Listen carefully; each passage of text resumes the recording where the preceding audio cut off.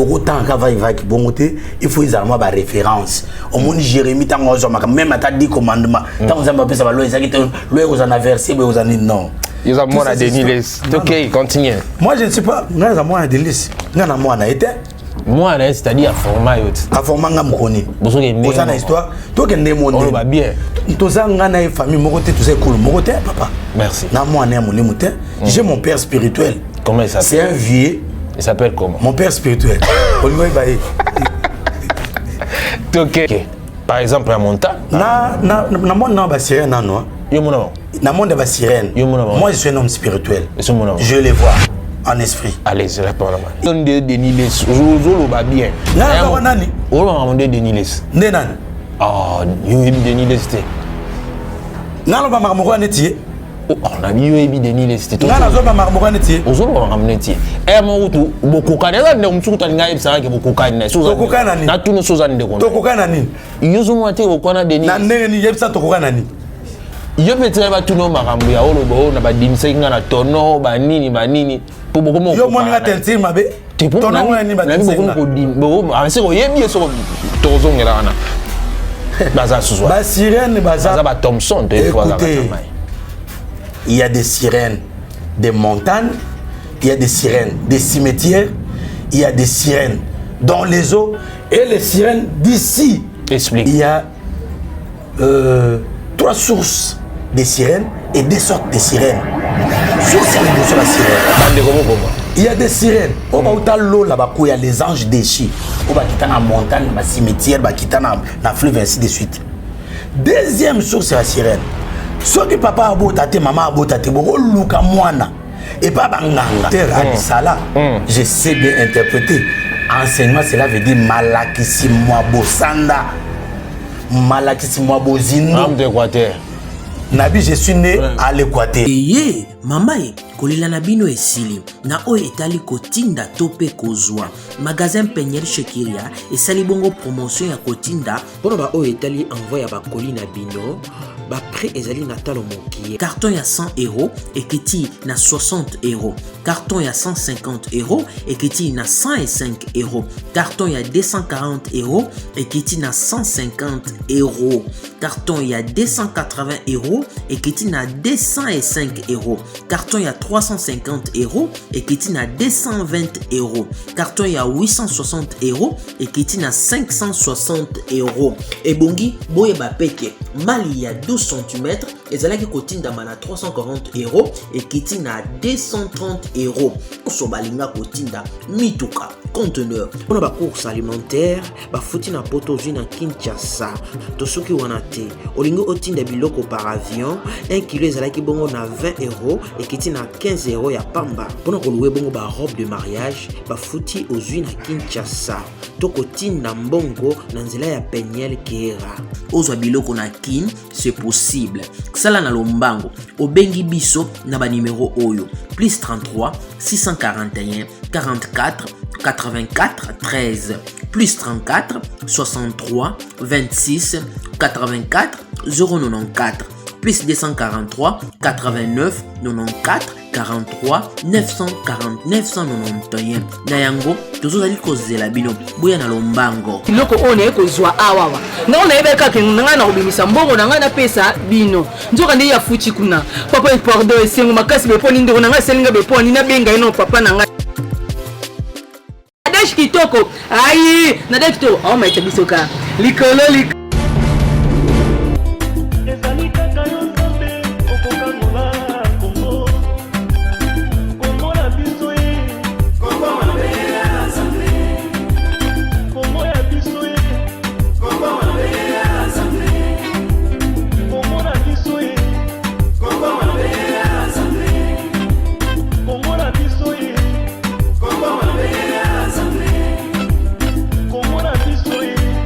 Come on,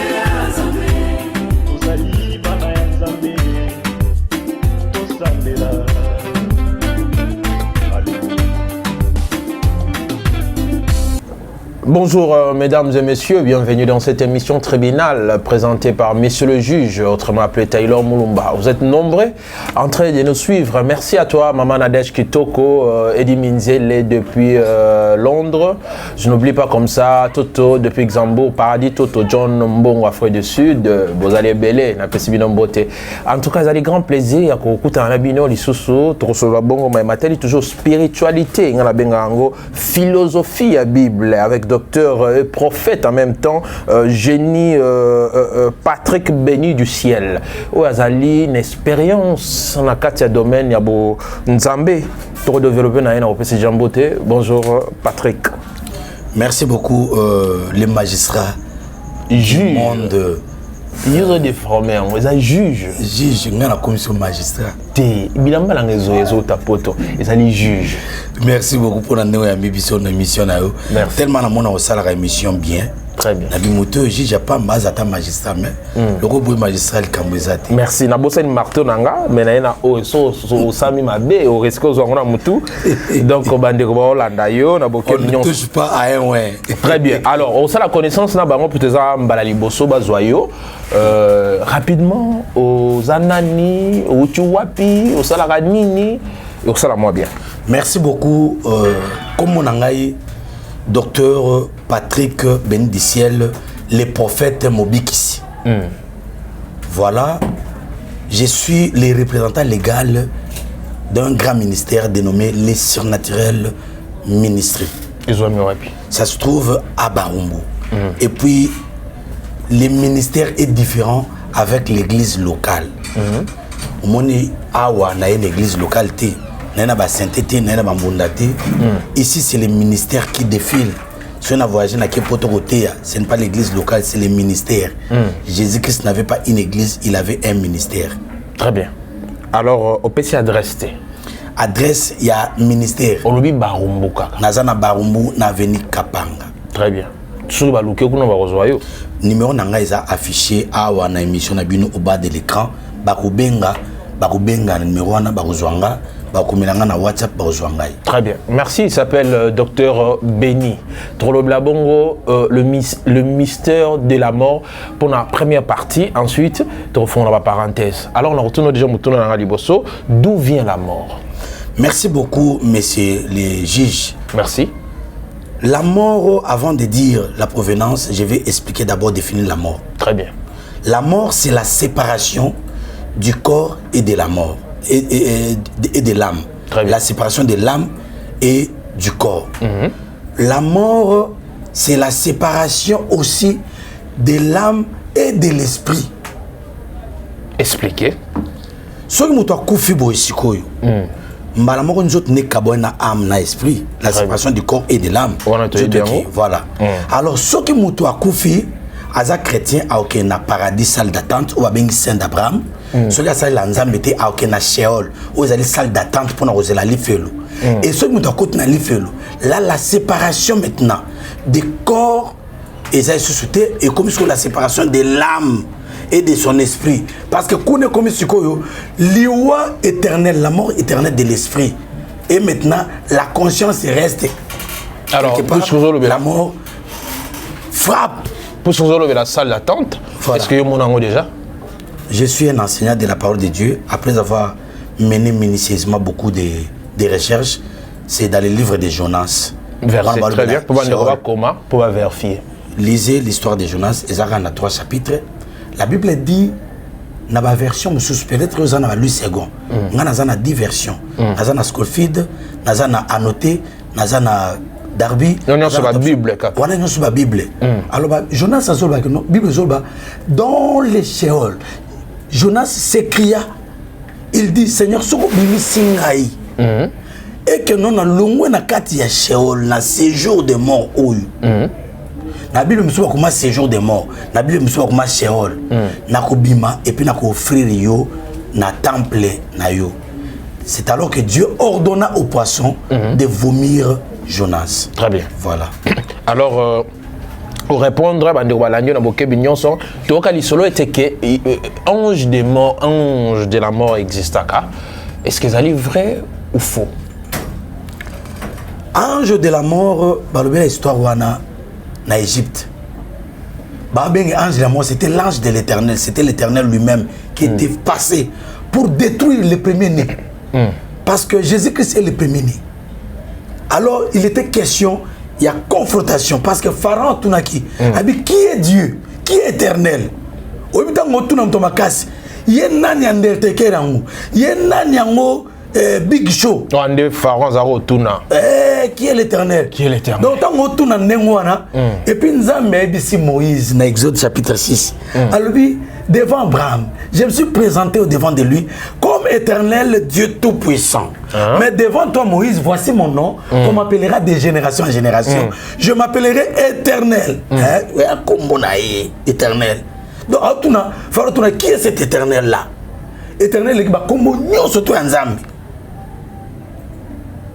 Alors, ange de la mort, c'était l'ange de l'Éternel lui-même qui était venu sanctionner et puis il a frappé à Souka. 10e plaie pour Pharaon c'est un abandon. Au moins, la Bible dit la nature ne vous enseigne-t-elle pas? Ce qui va maçon va ton andako. Au moins, maître maçon, contre maçon, Azawa na zelana. Ce comme na ba courbure, na ba virage, atika bana na ba petit onate, yemoko roya. Pour Bible zo ba que non, j'ai attendu la souffrance de mon peuple. Je suis descendu pour les faire remonter. Ozomona. Très bien. Est-ce que ba mona nzam? Ba mona ki nzam bile mona et c'était l'ange là. Parce que la Bible dit je suis descendu pour faire remonter.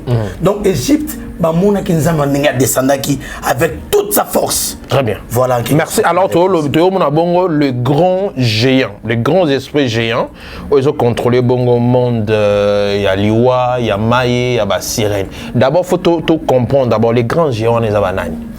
Oui, on avait parlé de la mort. Autour de Liwa ou Tuapi. Je devais répondre et puis d'autres sous-questions. Liwa ou Tuapi, dans le jardin d'Éden, nous avons vivre éternellement. Satan a quitté. On a évité de répondre. Voilà, c'était ça. Nous avons mis Simoutou. Tant que Dieu prit l'homme, il le place dans les jardins. Après, Simoutou pouvoir, il y a cultiver le jardin. Il y a garder le jardin. Et puis, pouvoir, il y a multiplier, voûter, multiplier. Il y avait un fleuve qui arrosait les jardins d'Éden. Un fleuve qui s'est subdivisé en 4 bras, Pichon, et desquels Ephrate et Guillaume. Pour arroser le jardin, l'homme manquait derrière, il y avait de l'eau, des cours d'eau. Les diables avaient avec ça. Moi aussi.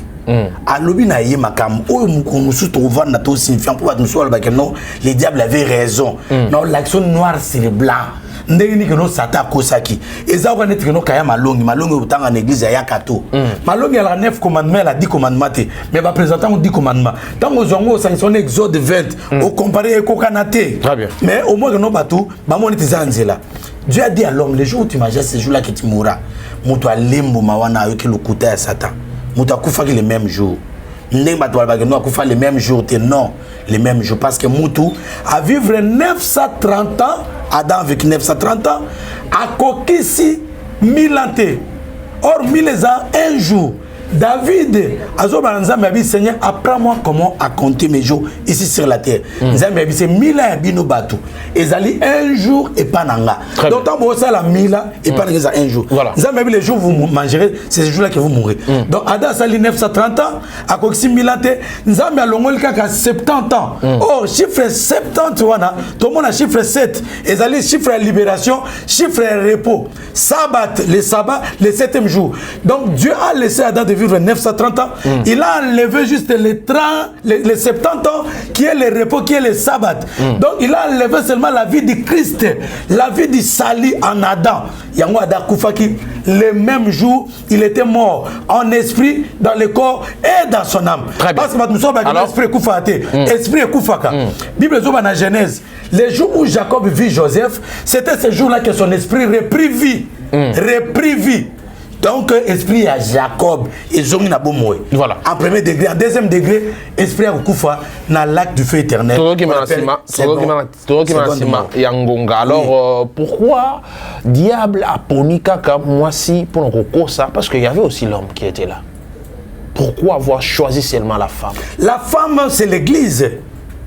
L'église est l'épouse de Jésus-Christ. Satan a dans cette église, il l'opère pour tromper l'église, pour tromper la vigilance. Au jour d'aujourd'hui, l'église y a l'élo. Et si mami, et zo bundi sama na Satan, ne okomo na Job, na histoire na Satan zo kende ti na présence d'Anzambi. Ba so na Nzambi, il menace Job même là-bas devant la présence de Dieu. C'est ça ce que nous avons vu dans le livre de Genèse. Le diable entre par la femme qui est l'église. Donc moi ça roté à terre. Moi si. Moi, j'aime parler sans français, poser la question en français. La femme ne peut pas prêcher. La femme doit prêcher. Pourquoi? Mais la femme ne peut pas enseigner. Expliquez. Si nous lisons dans le livre des Romains chapitre 12, verset 7, là c'est l'apôtre Paul qui dit, Bible Babou, que ceux qui prêchent restent dans la prédication, que ceux qui enseignent reste dans l'enseignement. Soulignant Babiloko, pour toutes les questions terribles. Les enseignements. Les enseignements. Ok. Dans Romains chapitre 12, verset 7. Ceux qui prêchent restent dans la prédication. Ceux qui exhortent restent dans l'exhortation.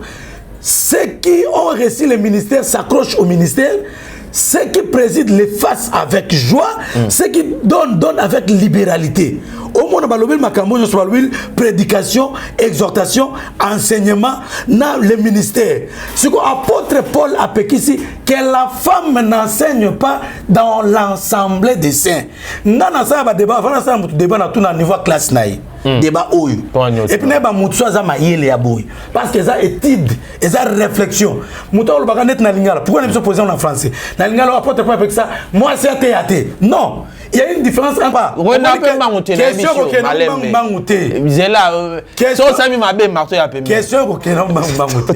Apôtre Paul a interdit, il a dit à la femme de ne pas enseigner dans l'assemblée des saints. Est-ce que l'église est rassemblée des saints? L'église est rassemblée des saints.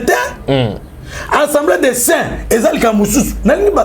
moi je suis docteur de la parole de Dieu. Je maîtrise ce que j'ai dit. Écoutez, Moutoza prophète, ça m'a prophète. Moi évangéliste, ça m'a évangéliste. Mambo boutique la biche, boutique la apôtre. Est-ce que c'est là dans sa papa ou quoi mourir? Ok. Alors que la femme n'enseigne pas dans l'assemblée des saints. Très bien. Église. Il y a l'église locale. Dans l'église de Scott au Samela, les églises locales, ban occupé ba yakawan. Ba tu pour nous poser ba, ba tu pour nous voter bazali. Là il y a pas une assemblée de saints. L'assemblée de saints c'est quoi? Au moins ngane na fandia. Apôtre de l'emba fandiwana. Ba prophète o ya nzambe o nzambe benga. Tozali wana, so to 5 to 20.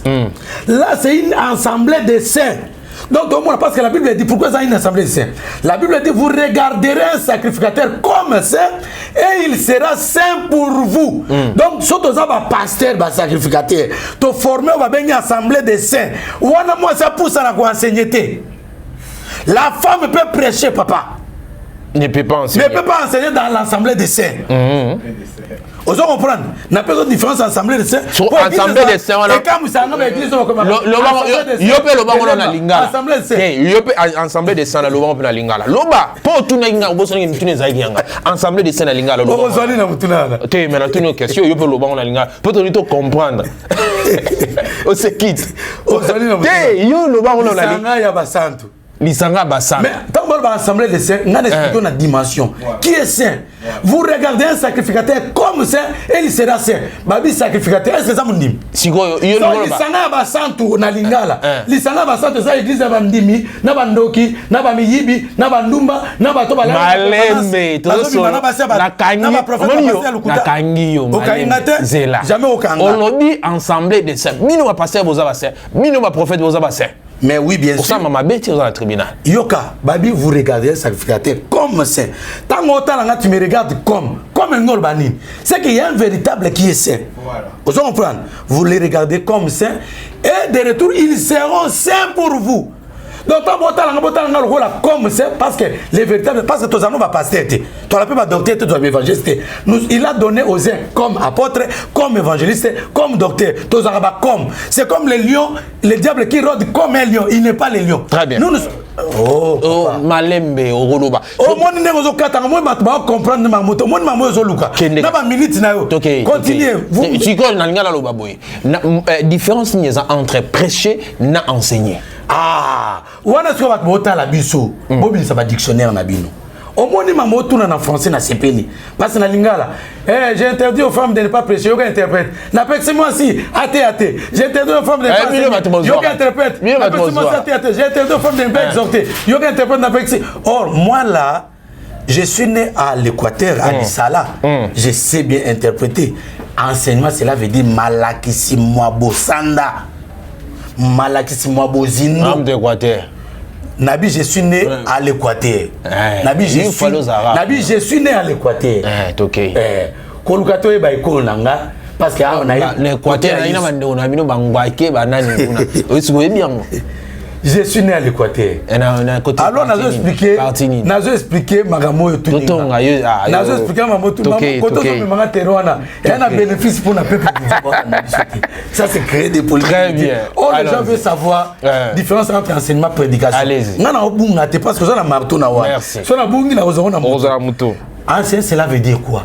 Transmettre au sous-vide une matière, une connaissance au bazar na on a noté. C'est ça ce que le diable avait fait au jardin d'Éden. Il est venu avec un autre enseignement que l'Éternel ne leur avait pas donné. Je cite Adam et Ève. Les jours où vous mangez de ces fruits, c'est le jour que vous mourrez. Il y a un enseignement, monsieur, non, vous deviendrez comme des dieux, vos yeux s'ouvriront, et tout ça, tout ça. C'est ça l'enseignement, transmettre pas battre l'eau comme Boye. Et puis même na théologie, je suis licencié en théologie. Na théologie, ils ont un enseignement timing na yango enseignement. Timing ya prédication ezali, na exhortation ezali. Très bien. Alors, prédication c'est quoi? Parler d'un évangile, d'un saint ou d'un être suprême. Entre parenthèses, Dieu en minuscule, Dieu en magistrat. Merci. Tu as la deuxième partie. Exhortation. Exhortation, cela veut dire amener les gens à la dévotion. Dévotion, c'est quoi? Amener les gens à avoir des révérences aux objets sacrés. Des révérences, c'est quoi? Amener les gens à la piété. Merci. La différence, c'est que la femme n'enseigne pas et qu'ils ne prennent pas l'autorité dans l'assemblée. Deuxième partie. Deuxième partie. Toujours qui m'a dit Mangonga. Toujours qui m'a dit Mangonga. Oui. Au titre, les ministères de la femme. Tozui d'abord le monde des eaux et Zalibongo. Deuxième partie, parce que tu as un ministère de la mort. Le mystère de la mort. Deuxième partie. Tu continues ministère Yamai. Il y a ça maille. Et puis ça dit non. Pourquoi ba sirène ba ponara rofana na sa maille? Ba sirène ba ponara rofana na sa maille karatin. Baza sous. Ba sirène baza ba Thompson de fois za maille. Il y a des sirènes des montagnes, il y a des sirènes des cimetières, il y a des sirènes dans les eaux et les sirènes d'ici. Expliquez. Par exemple la montagne. Na monde na ba sirène na no. Dans le monde de la sirène, moi je suis un homme spirituel. Je les vois en esprit. Allez, réponds-moi. Il y a 3 sources de sirènes et 2 sortes de sirènes. Source à la sirène. Il y a des sirènes. Au bas où l'eau là-bas, il y a les anges déchis. Au bas qui dans la montagne, dans la cimetière, qui dans la fleuve, ainsi de suite.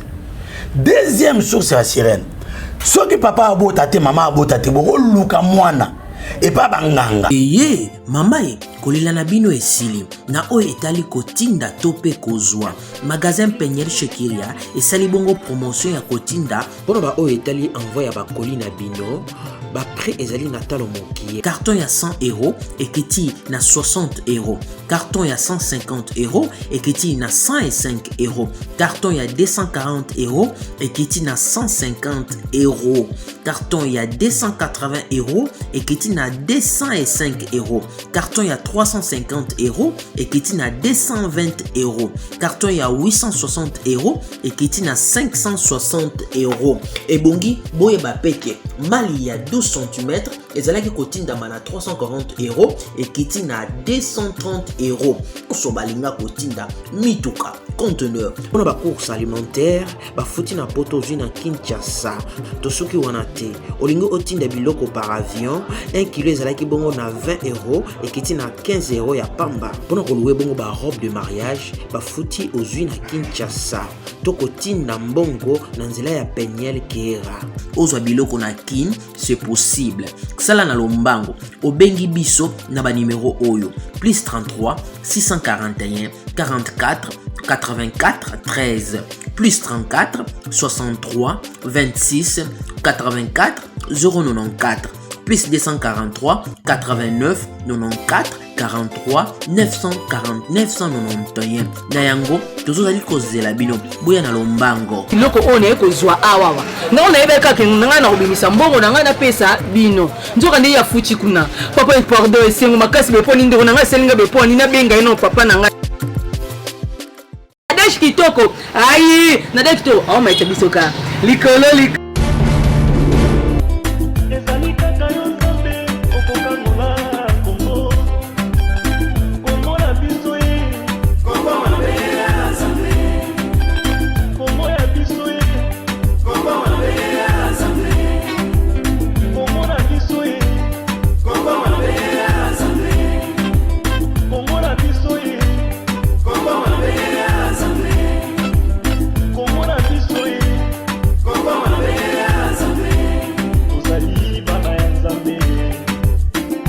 Sunday love.